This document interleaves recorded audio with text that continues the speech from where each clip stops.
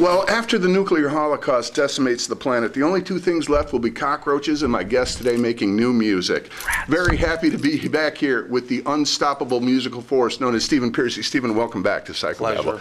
So good to see you, man. Now, unstoppable. You keep pumping it out, whether you're with Rat, whether you're out of Rat, you are prolific, if nothing else. What you're doing now is adapting to the changing musical scene by putting out your new album one single at a time. Yes. What was the inspiration for that? What I wanted to do was, we had so many songs, I was actually mocking the project, entitling it, okay, My Physical Graffiti. Oh, wow. You know, because there's going to be we have 25 songs, and I go, okay, well, I'm picking these 20, and we're going to complete them all. And at the end of the day, there'll be a full package and CD and whatever, and an LP and whatever format you choose. But I'm going to give every song the same attention. Oh, that's cool. And, make every song a single. And that's pretty much it. So not one song will be favored over another. Okay. And the first song we released, I Can't Take It, I was fortunate enough to get Beau Hill back into the mix. Famed Rat producer, among others, Beau Hill? Mm-hmm. And we've always kind of been in contact, and I tried to get him back to do Rat stuff, and it never gelled. And like I said, I've always admired his way and always used his process to this day, no matter who's producing, and what project I'm in, I still kind of use the same element of recording and procedure that I learned from Beau. And so I got a hold of him, and he mixed and mastered the first single, and he did the second one. So I'm actually releasing 2 versions of each song. Okay. One his mix, one our mix, Top Fuel Records mix. And end of day, we're going to have a lot of great songs. They cover a array of, ebb and flow and heavy to, it just takes on a whole different element when you can have that much time to spend on each song, or not in a rush. And the other thing is we're on the road. This is probably the most extensive touring we've done. We're doing anywhere from 2 to 5 shows a month, which is fine because I have a busted up knee that needs to be repaired. So we're all good though, and it's working. Well, that is a different kind of recording where you don't have to, if you're not doing the whole album at once, you don't have to be off the road for 6 months. You can focus on a single like you talked about. Sure. Now, you're one of those guys who's weathered the demise of the recording industry. When you were started, you were one of those guys who got a recording contract, had the muscle of a big record company behind you, promoting, advertising, doing all that stuff. That's kind of gone by the wayside. There are some people from that era who are just sitting home pouting that it isn't that way anymore and they're not making new music. You're continuing to make new music and adapt to the changing scene. Sure. I imagine you have more autonomy. Are there any pros? What are the pros and cons to that? Well, I'm not a complainer, and I want to be responsible for my own destiny, so to speak, which led me to finally say, when we got Juan back into Rat and it didn't work, we knew right away, okay, it wasn't my Let's clarify, Juan thing. Worked.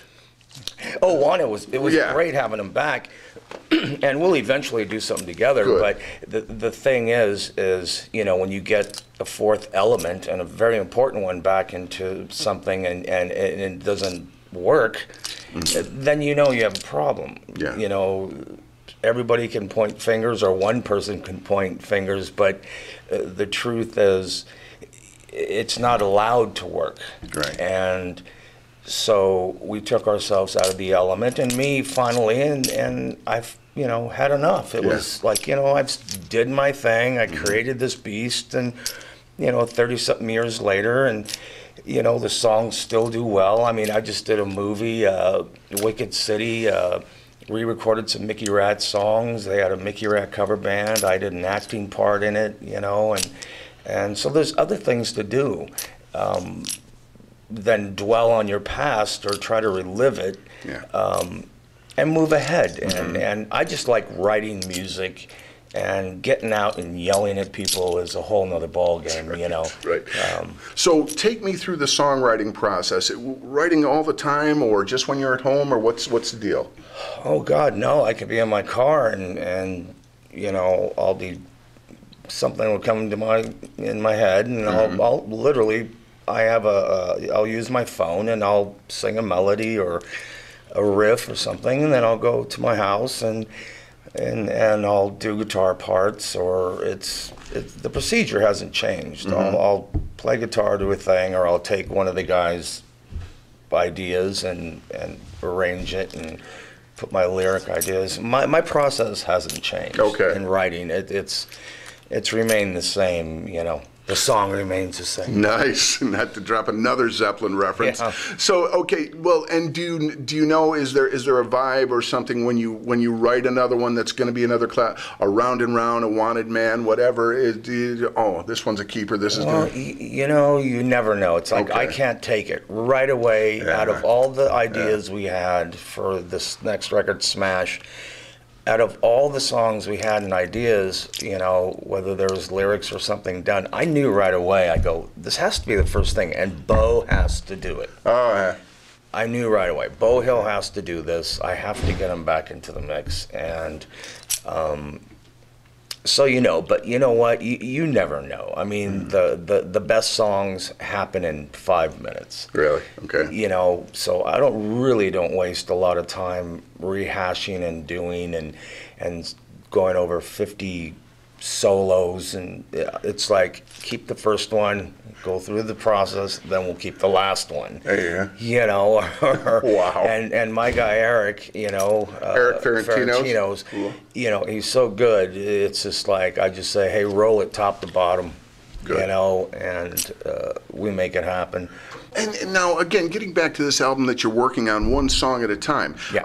Back in the day, I would imagine you go into a studio and there's an idea, there's a vibe, whether it's a concept album or whatever.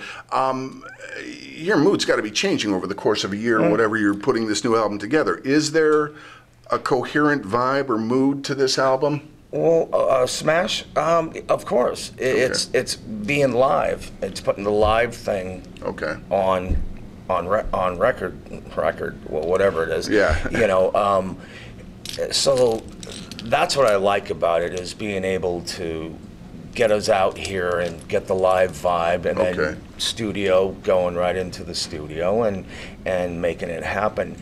But we're usually prepared, you know, even back doing the Rat records, you know, we go into pre-production. We work the songs up, and some songs make it and some don't. And you do the best you can. We started working on a new Rat record, Warren and I, probably a few years back, and we did record one song. Whether it sees the light of day, I don't know. But if it's the last thing that comes out, I'll be very happy, because it's a great song, you know, Warren and I wrote. So I'm not going to keep you much longer, but I do want to know, I mean, you've been doing this 30-plus years, played every variety of venue. We all love a good Spinal Tap moment story. You must have had some over the time where things went horribly wrong. Oh, God, yes. Any particular that have become humorous over time? Well, people probably don't know. We don't say a lot of it. But there have been many, you know. I mean, look, we were no angels out there, you know. I mean, I've had my trips and falls, and hello, Cleveland, when you're in France or something, you know. Who the fuck cares? I mean, I don't know. It's like I say, I come from the Plant, Priest, Aerosmith, early school 70s, you know, realm, so I don't care if people, you know. Look, I just yell at you and have a good time, and And as long as I enjoy it and there's great feedback, I'll keep doing it. Otherwise, you know, I'm still doing other things that entertain me, from racing to, you know, the label, and, you know, doing movie stuff now, and so it's all good. So I have nothing to complain about. I mean, it's great. People want to come out, great. Come to my party. You know, we might not do a lot of those 3 Ps, but, you know, we do have a great time. So. Well, and we have a great time with it. I want to thank you, Stephen Pearcy. Keep on doing what you're doing. Yes. Look into Top Fuel. Top Fuel. You can find anything having to do with myself and my band or my music is Stephen-Pearcy.com, and there's the Twitter, and, you know, I don't get on there. I have somebody else who helps on that stuff. And, you know, it's out. We're out there. He's accessible and working. Yeah, that's the good thing. I just don't get personal. Don't fucking ask me any weird shit. Right, Stephen Pearcy.